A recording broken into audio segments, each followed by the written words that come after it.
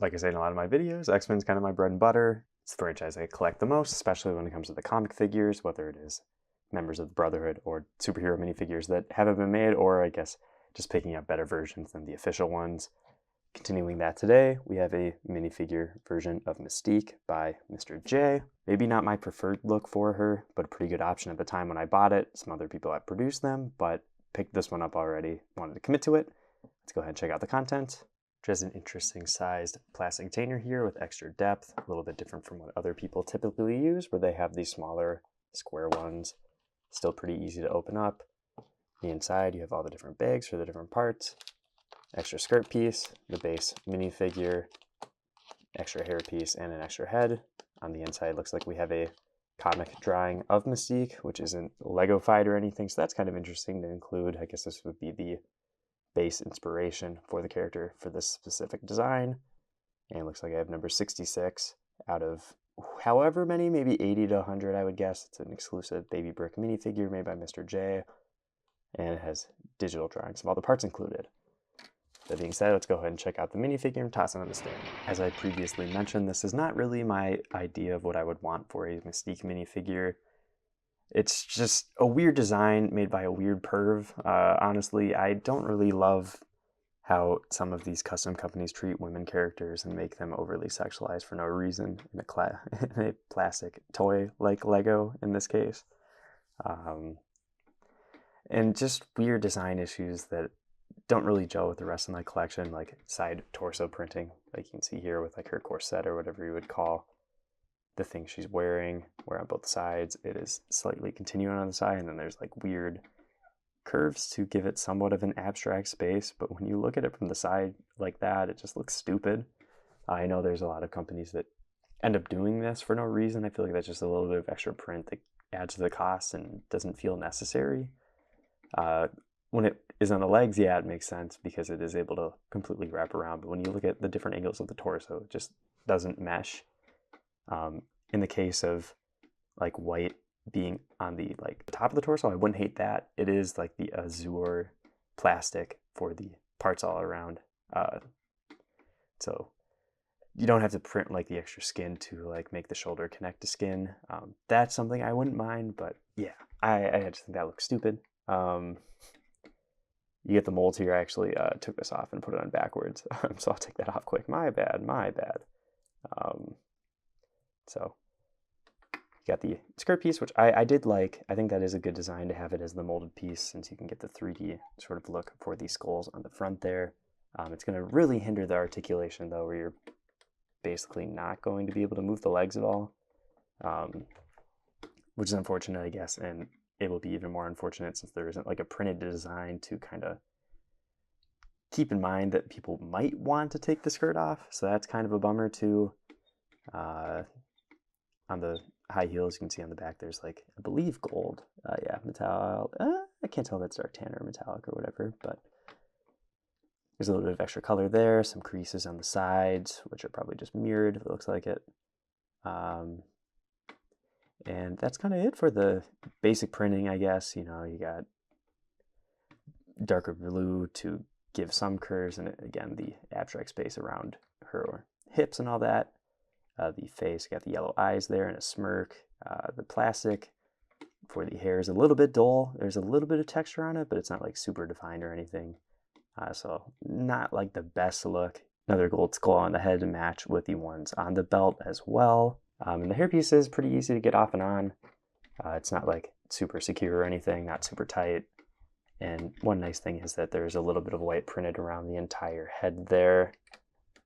So that's kind of a cool feature and adds to her look, since she kind of has that choker design, I think, in most of her costume designs. And just to talk about it a little bit, popping off that skirt piece, you can just see the legs are just like kind of weird. I don't know why they would go extra detailed like that. Obviously just because there's weirdos online. And she also has a butt, which again is weird for a plastic toy like this. They could have just not printed all of that, but they chose to for some reason. And people are weird. If I can buy a better version of Mystique with even a printed head that shows her powers or anything, definitely going to do it first chance I get and probably sell this one, just because I'm not a big fan of it. It is nice. It is the same blue color as the Nightcrawler I do have, So that's a plus, but everything else about this just feels weird to have in a collection. Doesn't really fit with everything else I have.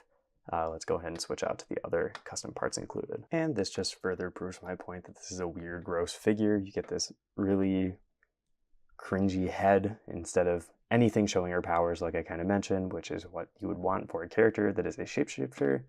Instead, they gave her a horny head like this for no reason. Stupid. Again, it's just weird, and you get like the flowing skirt piece here, which means you do get a little bit of leg articulation back on at least the one leg. The other one is still going to be hindered. So not going to be able to get her into action poses at all.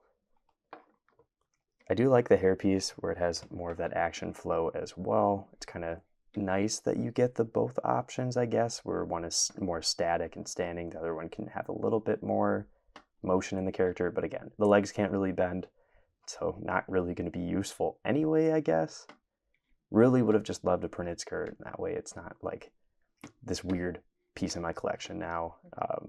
Really missed opportunity here. I was really excited to get a Mystique since it was one of those characters that was rumored for the X Mansion or whatever, but didn't end up happening. So that's why I picked this up again. We just don't have very many X-Men like villains at all, or Brotherhood members, so Mystique's one of those more important characters I feel like that's used all the time, which is why I wanted a version of the character. But again, let's switch out the head, and I guess we can get the other one with this hairpiece too. And it was very difficult to get the hairpiece off, unfortunately. It's very tight. If you ever run into that, easiest thing to do is just like wrap a Kleenex around the neck, put the head on, and just kind of work at the hairpiece a little bit.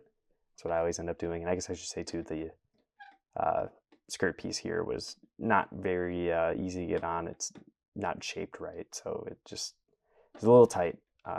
So not feeling great about the molded pieces on here, not feeling good about the overall design. I guess this would probably be one of those minifigures I'm not very happy with in my collection.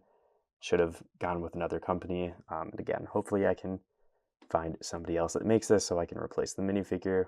Let's go to some comparisons in the final verdict. Like I've reiterated multiple times, I'm kind of embarrassed to own this minifigure. I don't think I would ever throw this into the danger room because of that. I don't want to be judged for owning this. First chance I get, I'm going to buy a different version of the character probably. But it's too bad because there are great parts. Like this hairpiece, it's really nice since it doesn't go around the shoulders or anything. You can actually rotate the head and get full range of that for posing. Not having printed skirt though is where it gets hurt. Guess in theory I could maybe just switch out for white legs, but also the boot prints are pretty good. I do like the high heels on that. Like there are a lot of aspects about this that are good. The arms even, like those are nice, even though it is really just the shoulder printing at the top there. I don't hate the molded skirt, so it is not awful to have that, but it would be nice if it was also printed on as well, or you had a separate leg where you could switch it around. And it's just disappointing too, where like these female characters don't get made as often by different brands, so you get stuck with whatever you have, and they're just not doing them as much service as they would for one of the male characters, where they'll have multiple head options, whether one is neutral, one is angry for fighting. Like, we shouldn't be wasting custom parts on weird fetishy stuff. I feel super weird saying that, but that is how I explicitly feel about this.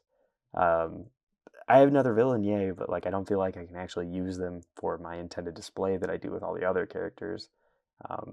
Obviously, the family connections are there with Rogue and Nightcrawler, Mr. Sinister for being another character used pretty often in the animated series. Magneto, of course, same thing, and Morph being the other shapeshifter in my collection. It's just a weird minifigure to have. I wish they just made it a little bit more plain and a little less weird to own. It's really close. Like, really the like weird leg printing that I pointed out earlier, that's what really throws it off for me. If that wasn't there, I wouldn't hate this minifigure as much. But the fact that it is there is just weird. I don't like it. That's all. Let me know what you think, I guess, in the comments. But not my favorite minifigure, probably my least favorite custom X-Men minifigure I own. If you want to see more custom Lego Marvel videos, or specifically custom Lego X-Men videos, check out all the content on my channel. I have been Brick Radiop, and I'll see you in the next video.